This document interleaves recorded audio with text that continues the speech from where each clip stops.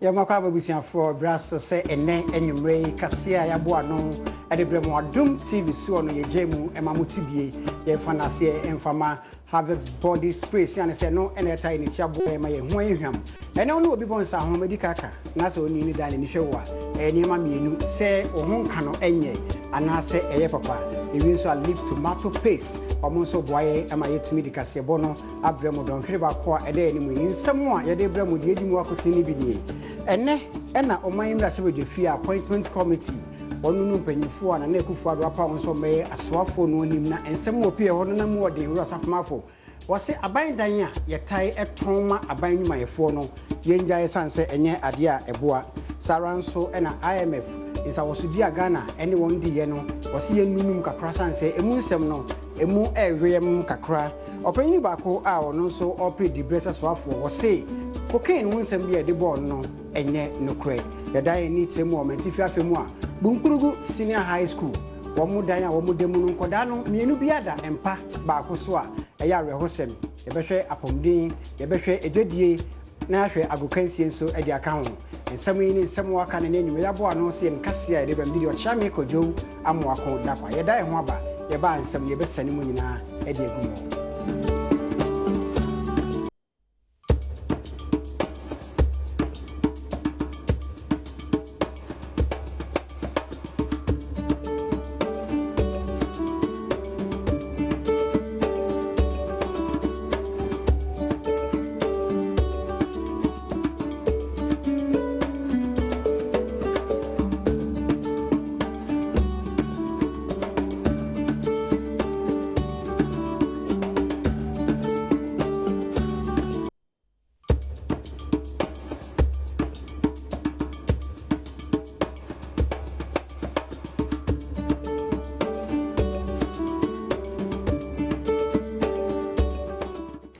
Yamakwa baby obusuafo afa yemfa ensem no ankasa embremo omampanyini nana adodanko ekufu ado apa wasoafo se wono ne no adwuma e wo man mu na se de oman mrate no se yi so yesoafo a ese de komra hye na abedwakuo enunu wonum se wo se fatase dwumadie no wodi ana ne ne owura ya osafomafo ayapa no so nkoye senior minister ene tena ase e wo mpanyinifo anim ne nsem wo kan bi ni se oman mo ya ne dubri bi a enwanwa se aban adwumayefo yeton aban nyapade bi te se aban dan edema wo no mo se saade no ye hwe ni ntwa so firi se enya ade a eboa magana ekonkan. I do not believe that people, not even at that level, but at even lower levels, should be given the chance to buy houses which they lived in, which are normally official houses. Because, like where Kwesibochwe lived, Kwamprepra lived, I also lived. Even though them was allowed to buy, I wouldn't have a place to live. So I think that the whole idea of having houses designated for certain positions in the system should be maintained and should not be allowed for people to buy. In fact, I was invited, interestingly, I was invited by the Commissioner for Lands. He said a list had been submitted to him for him. My name was not on it. And as a former Minister of Finance, I was entitled to such a benefit. And a plot of land, and he reduced this into writing. And therefore, when you came to power, they even went further to write to me to confirm that particular plot of land.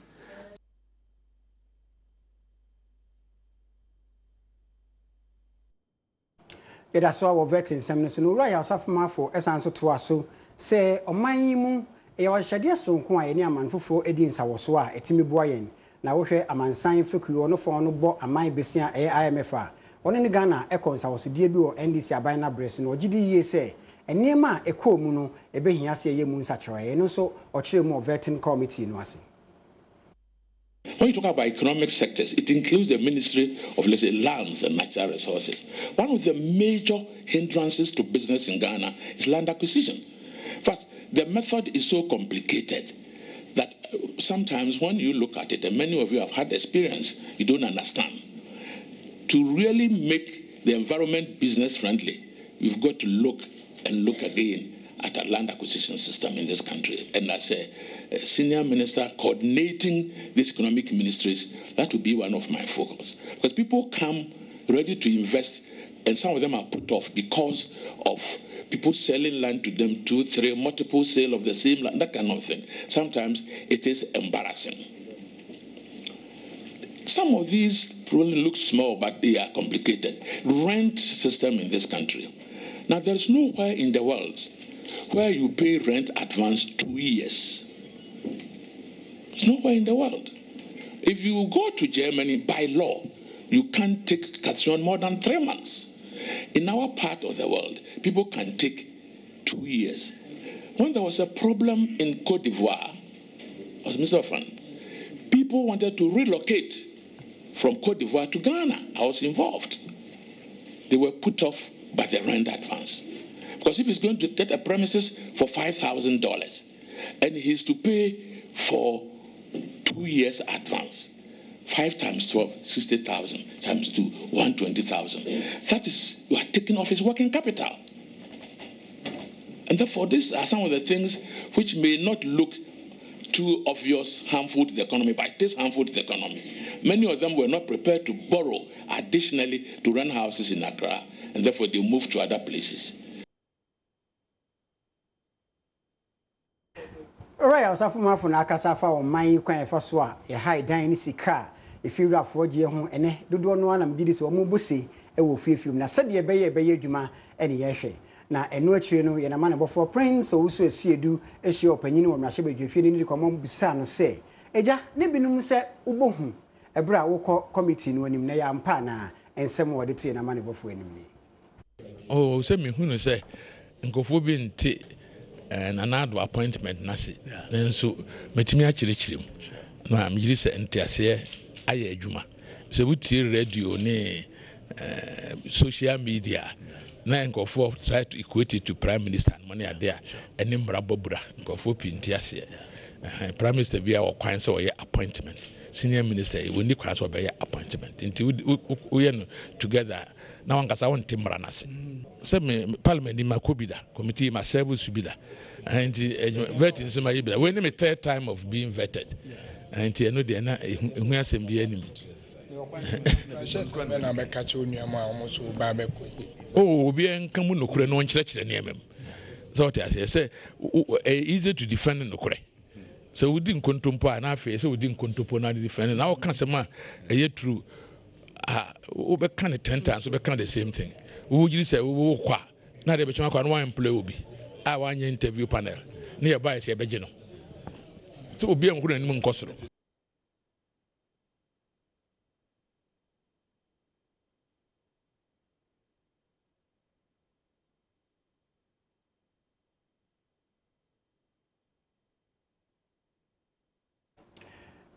And some more Osafuma for Kaya, do no near Jibino. Now, we no.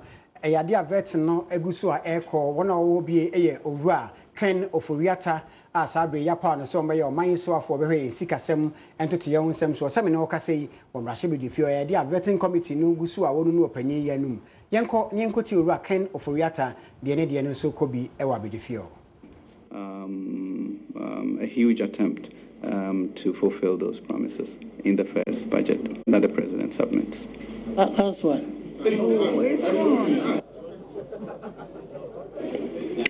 Chairman, with your permission, there is an important follow-up to Honorable Ahi that I would humbly request the nominee to respond to.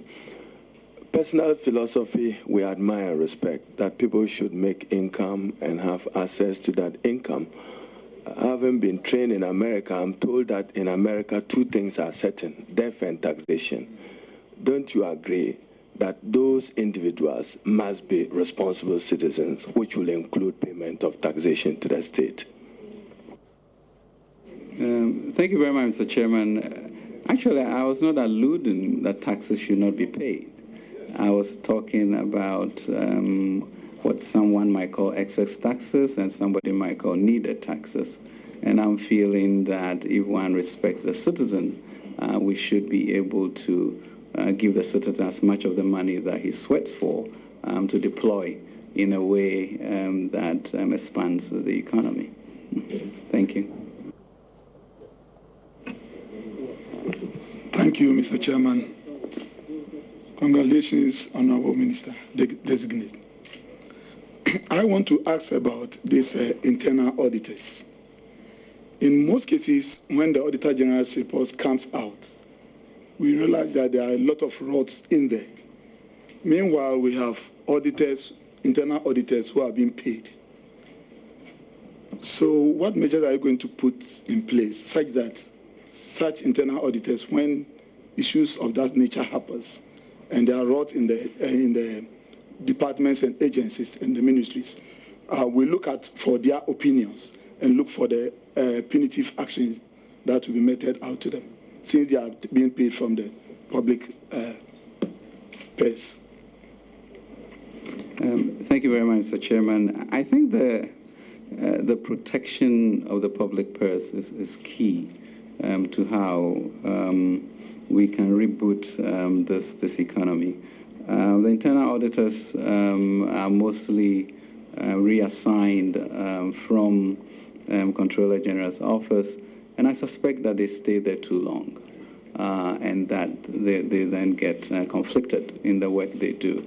But fortunately also with the PMFA, there are clear consequences now for these actions, and I will begin to be very serious about them.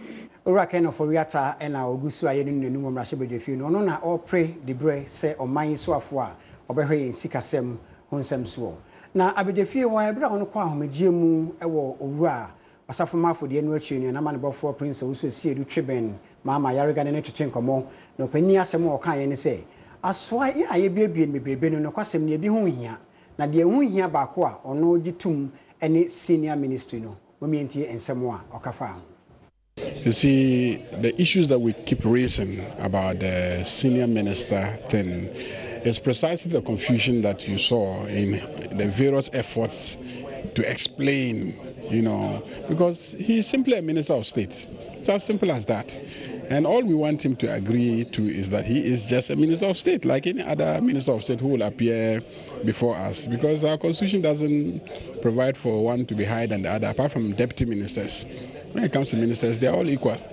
So all we want is for him to appreciate that he's just going to be a minister of state like any of those other people who have been nominated, and that the use of the word senior is immaterial, is irrelevant. And that's why we think the president should not dabble in those things, because he will create confusion within the system. Minister of state, minister of state. It's as simple as that. You can say he's minister of state and ask him, I want you to coordinate the activities of other people for me, because the person to run the country really is the president, and he may appoint such ministers as he may deem necessary for the efficient running of the country. So he can say, I want you to do monetary evaluation for me, but you are a minister. I want you to manage fisheries for me, but you are a minister. I want you to supervise your colleague ministers for me and give me reports and etc. But you are a minister. You understand the point? But none of you is a senior minister to the other. The Constitution doesn't make provision for one of you to be senior to the other. No, Ra, as an Ayariga, Yape, Eja, na Eddie, Ra, as Leusuno, Tehono, Siminia Bra, Nameno, Sunin, Comosian, and someone Wakano, and idea here. So, one peninia, Pawasway, Obi Cotanasa, you must senior minister now say, and Yadia. No one say opposition for no, a idea, one person will be a monocasana, or man for Mutuabama, or Muhus and Paumo Casanesadia, or Munia Sembiaka. So tier questions nearby no do na ninyina na asem krona na NDC for ne ka ye danda no we senior minister e dey adwuma poten na akwakoye M4 how emre wo ne omomwe adwuma ayese eben wo na enwa 90% of questions nearby no na afi ye ya mayasem awa utumi wo se ye ni asem bia bisa so se wo se ye kan bia enti near can there be? That's not the essence of vetting. Say you should be a hop pie, was say ye can.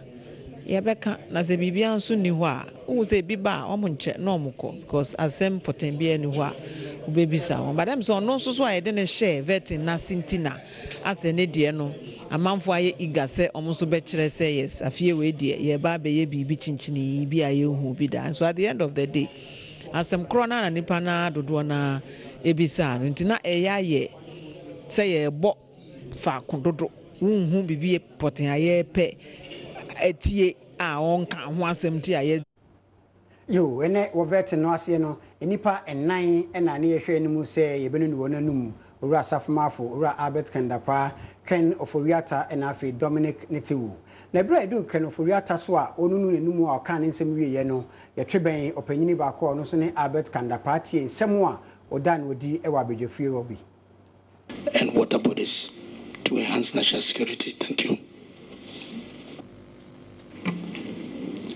Chairman, I believe when we go to discuss the national security matters in camera, this is one of the issues that we probably may want to consider seriously. It certainly is one of the major security challenges in this country, and I think we should find a way to deal with it in a manner that can stop it.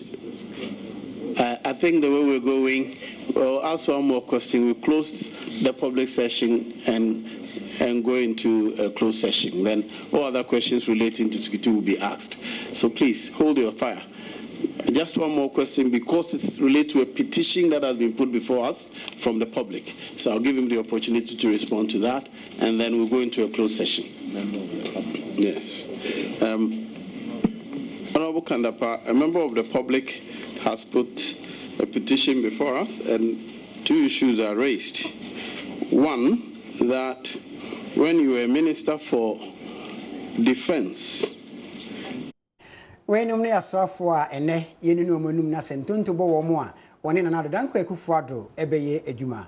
Ejina yeso ni akwako je na ho me abai sanse wono no tai na chi ne hiase bebo no de ru ama man fon so age wona tum lip tomato paste eye de unya ebeboa ma woni age mafie nkwan ni abomumu aye de saranso na Harvest body spray eno so ma ho nka eye kama obi a tweben obi sase na onya ne he no so akọ pebi ye dai ho abasisi ya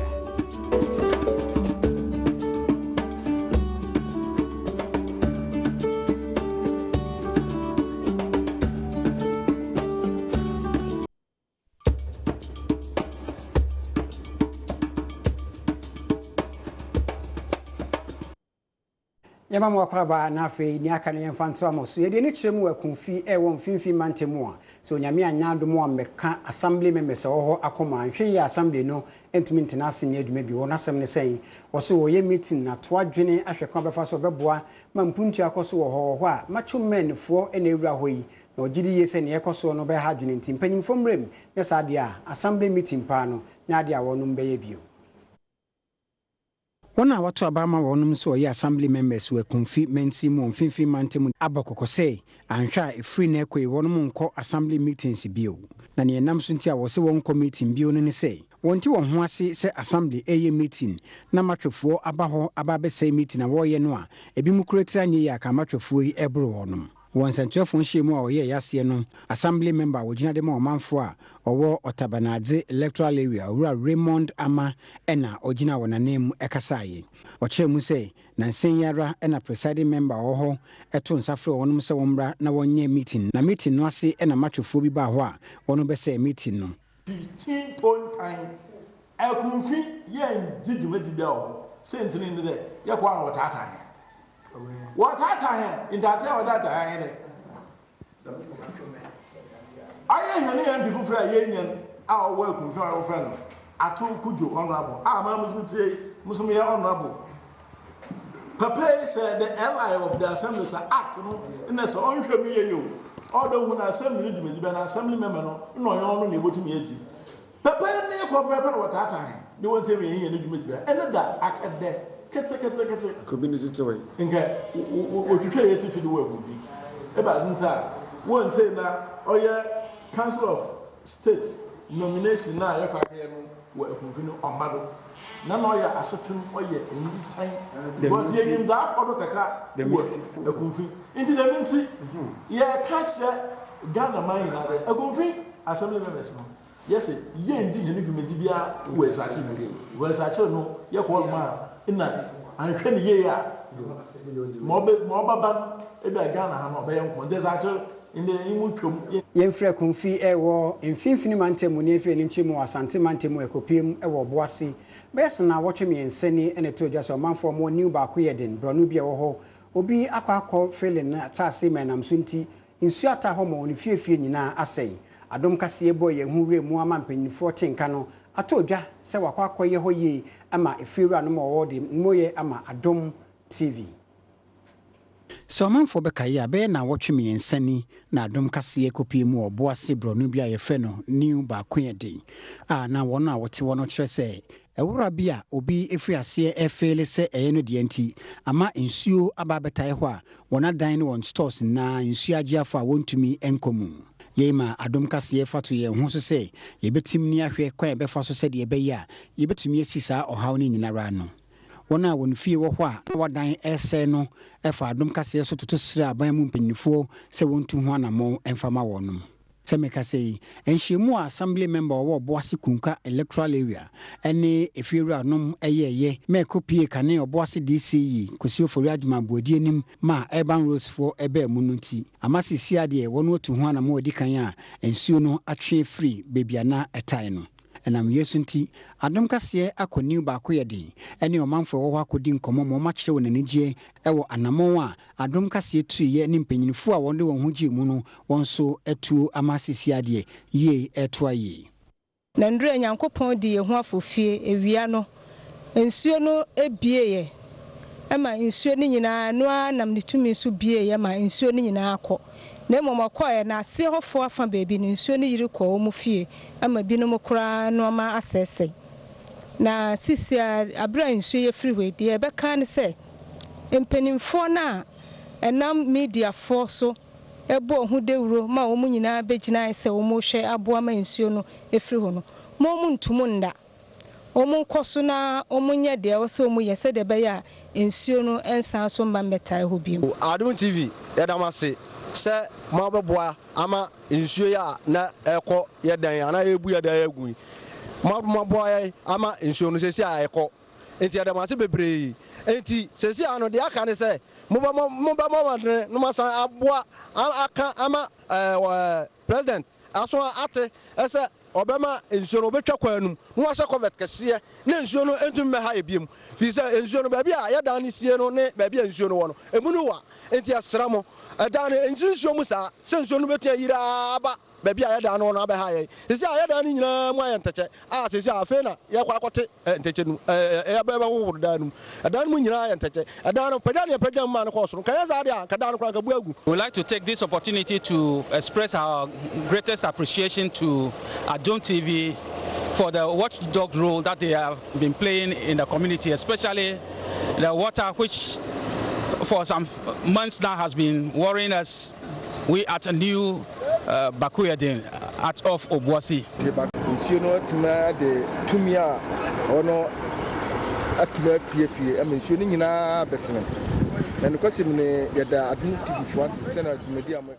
We dia ye bi na yeguso ye yebeko sonso aye ama omanfo enya yesomfa so anu nti na Adom TV ye kasa ye waza oye yemfiri ho ene konfinfin mantemu wono hwa adeduafo so eye prison officers awomo ankafol e de atudwa se no kreni ekwan e wo wono mpatemu no woni nje hu sanse emfutuo wo so a edi wonya na se de yare aba wo pebre mu yi se mpanyinifo a meya domo a e de ohaw kase bebre omo ena ma ne bofo kafu sepo a wo mfinfin mantemu twe ben mpanyinifo yi ma wo mo de nsam yi eto nanim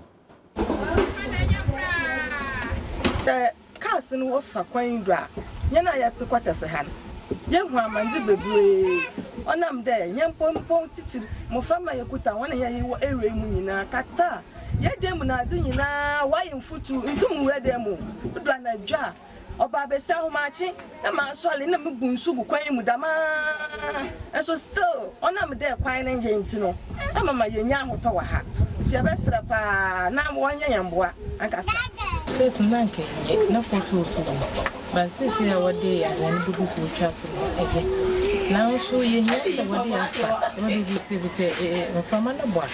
Get them when you know, you want to madam. You never is someone singing now, who needs one cry or ye. Jane put on there how I dream pa.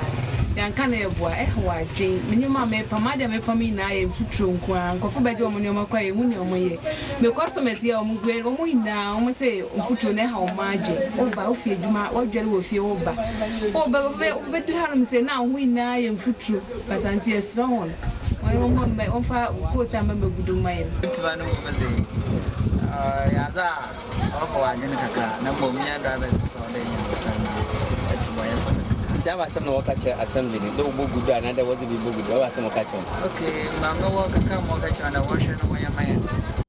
Yen free fin mantemoni efi enim kire omantifi afemoni ekobum kudu nyono mensimu eho na beto dwa se senior high school ewo ho nkoda wo no eden omodemo esi ane se munsunti obekona enkoda mienu omo apotwea empa ba akoso a chese ede oha obre omo ye na mane bofo Elias Idrisu a watermale eko hokwe se de sukufo no kwa ahokire mu momode ona de srede fa yen so eto abanyenim Adisiafo wa Bunkurugu Senior High School wa Bunkurugu Yonyo mensimu wa mantifi mantemu edi adesredi eto aban ene umesua soye no anim se wombramba ye wonadom se ane se bebia wono da wo sukuu ho no empa ba ko biara nipa mienu ene da so Adom kase na mane bofo Rauf Elias a okopie mu ho no ene adisiafo ebitutu nkomo mo kyeremu a ne ekoso no ha wo mo papa se ane se edan ya wono mu demu no Esa, enti sen campaign for ya Adom aboa momonya ebia ka ho a wo mo ani beji.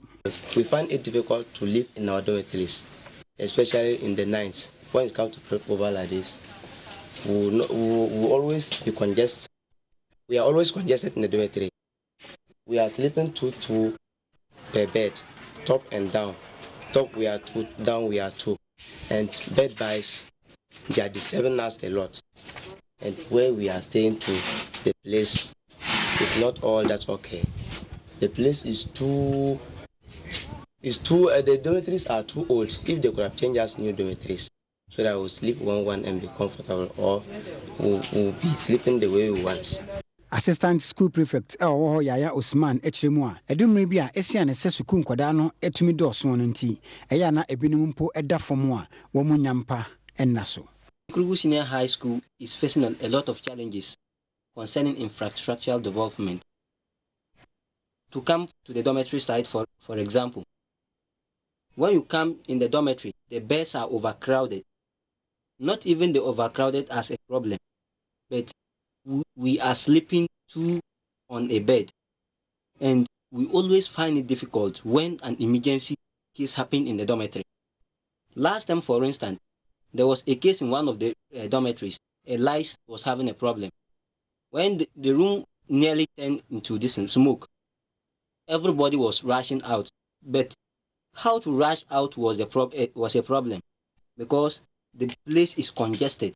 Only a person can move in the paths that are. Yemfree Bunkurugu na yembesene kobono ene afomantemu. Okonfopenyi oho de atuna na dodan kwakufu ado anim se ebra wokọ apro wa abato bremu no wo hyega na fobo na obedu ho no nso wono mutensem okan ne papa na se de ebeye na memu obekoso na wotumi edi nkonim ewo ne dimedi a wodie mu nti won hwese ebo a wo hye nyina no obedi so okonfopenyi de nsem etudwa ewo efa no hyeye wo nkrom ase.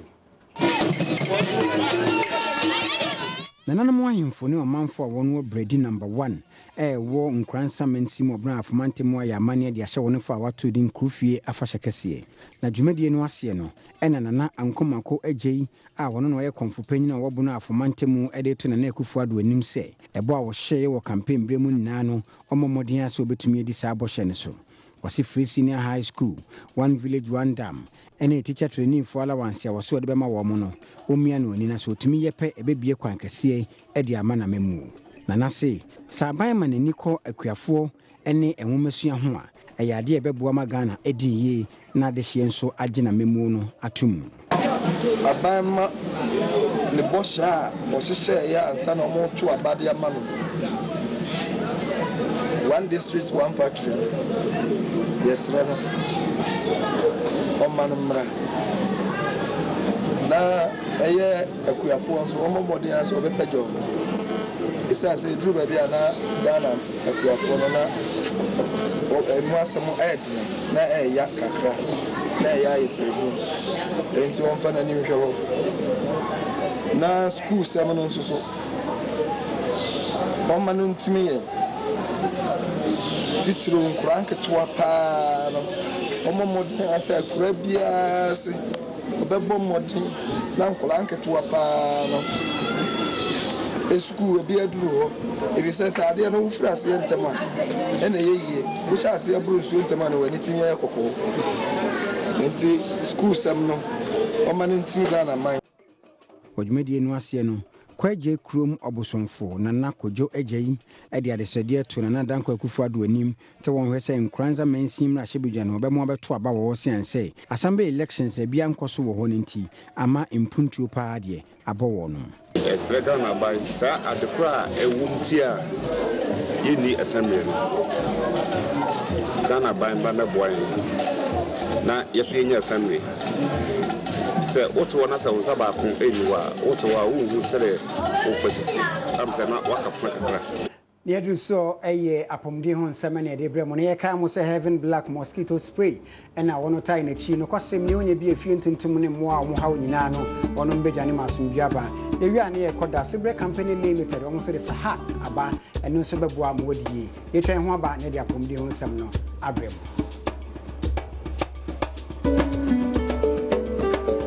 Yamakwa babio Sabre apomde hon sem ena yede bremo ne yekamo se heaven black mosquito spray one more time echi den the surrounds na da Sibre company limited a omo de sahat abano enso eka yen ho oso aman no nem sini a wo oman mu ne munyamfo Adom bands e de atudwa se ne yaban e toto niema de abo magana fo di a aya mane nkonja wono mu a wono aye nyanka ene wono adi dem sanse wono mu se enkoda e be hia se beboa wono wode nsam etudwa ebra okoye dwumedie sunku bi kosi bia yama wono a wodi dem ema won ho atawono Australia mine one name senior war mine owura Adom bands e de sedia to Ghana bayanim se wo to adwene e de afakon befa so bebo manfo yie o na setene mu a won kan nkoda wono adi dem na wo mo wo nso e wo mine mu opanyini se ese Ghana bayama ni konkoda wodi dem ho esiane se tibia wo mu no sa bayam wo mo a aya na woni ni da so bia owura Adom bands said in semi tudwa wo bro de to the takeover form e was Salvation Army Community Rehabilitation Center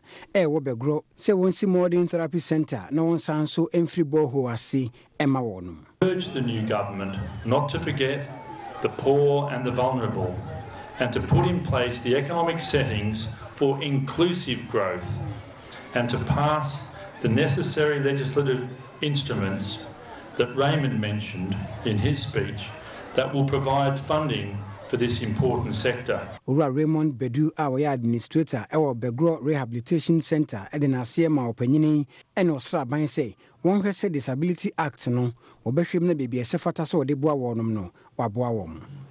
In Ghana, people with disabilities are often outcast, marginalized, and are disadvantaged. Access and affordability to standard and quality rehabilitation services is non-existent. In a situation where it is available, many poor families are not able to afford. Though the Act covers key thematic provisions such as rights, accessibility, employment and education for persons with disability, among others, it has been criticized on the grounds that it has no provisions on non-discrimination, the gender dimension of discrimination, rights of children with disability, and legal definition of disability.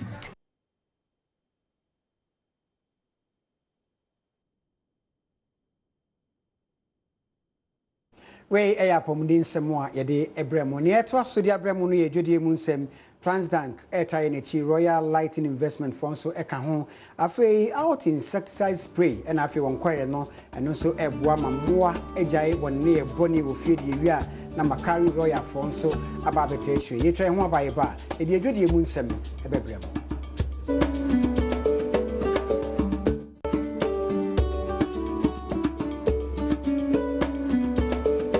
Yamakwa Basabre yenko hwe edwadie mu nsem Edumayefo a wonom wo Ghana Ports and Harbours Authority won Junior Staff Workers Union dia tudwa se edumanim panyin a owo ho no nyaade omo ne gi no ho ono kiremu a owura a ono kwankyerefo panyini sika bi a te se sabre wokukura gu ne botom na esa abanhwe mfiri se ebre omo ye expansion wo tema na takrade no sika no wontumi embu nkonta edumayefo yi ebodompem ni kojan ye oyekere wo tema habo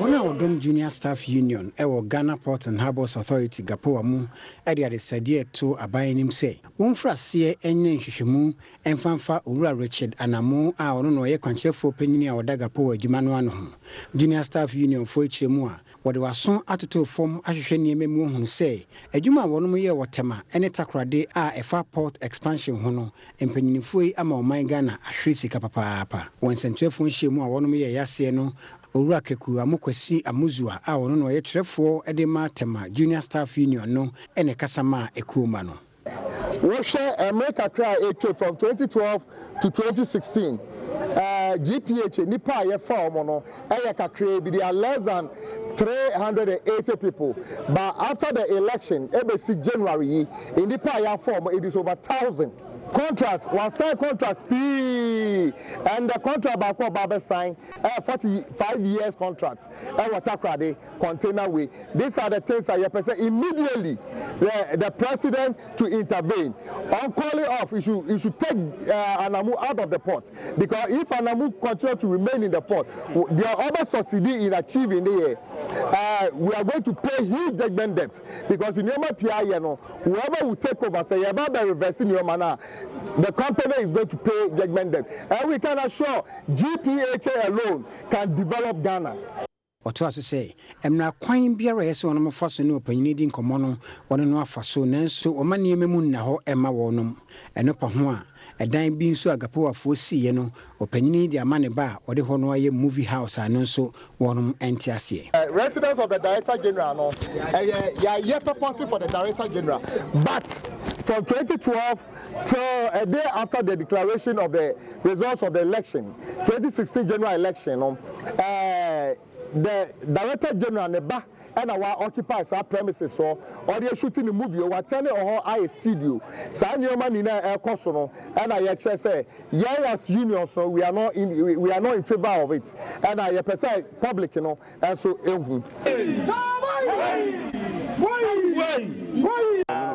as a branch here, Kojon Council no, or see any I am for we say, man, I watch if you rather be see fear you come with Jim Diane. Yes, but can you see me?